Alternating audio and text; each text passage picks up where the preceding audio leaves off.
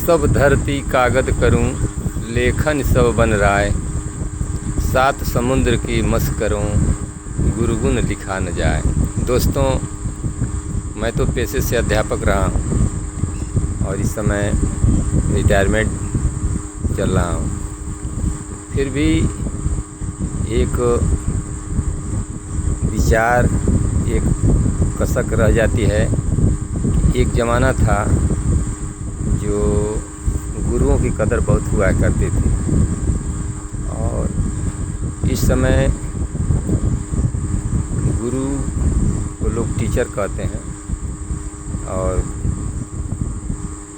मान सम्मान कुछ कम हुआ है। पुराने ज़माने में हमको लगता था कि ज़्यादा ही था और उनकी मर्यादा थी। गुरुजी यदि पीट देते थे बच्चे को तो कोई ओरहन और कोई वो नहीं था और वो बच्चा घर भरी नहीं बताता था कि घर जाएंगे तो भी पीटे जाएंगे। और ठीक उसके उल्टा हो गया है। आज का बच्चा तुरंत गर्म होकर के घर जाएगा और अपने माँ बाप दादा दादी को कहेगा कि वो पीटे हैं, लेकिन वो नहीं समझ पाते हैं कि क्यों पीटा गया है, क्यों उसको। गुरु कुम्हार शिष्य कुंभ है,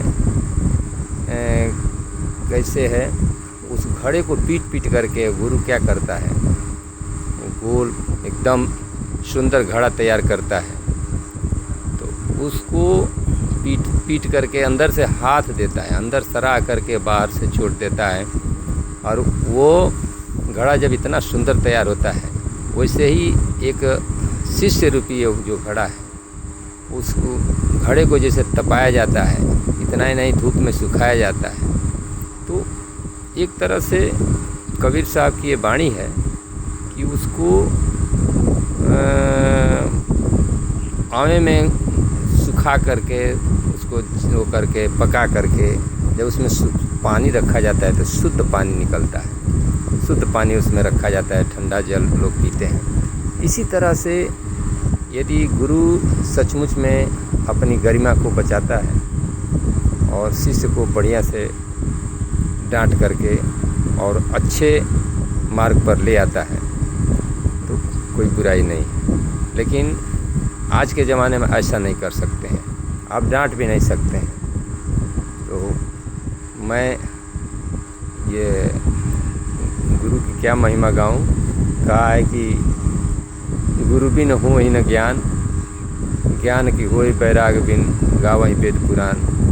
तो बिना गुरु का कोई भी ज्ञान नहीं हो सकता है दोस्तों। इसलिए आप गुरु की मर्यादा को कायम रखिए।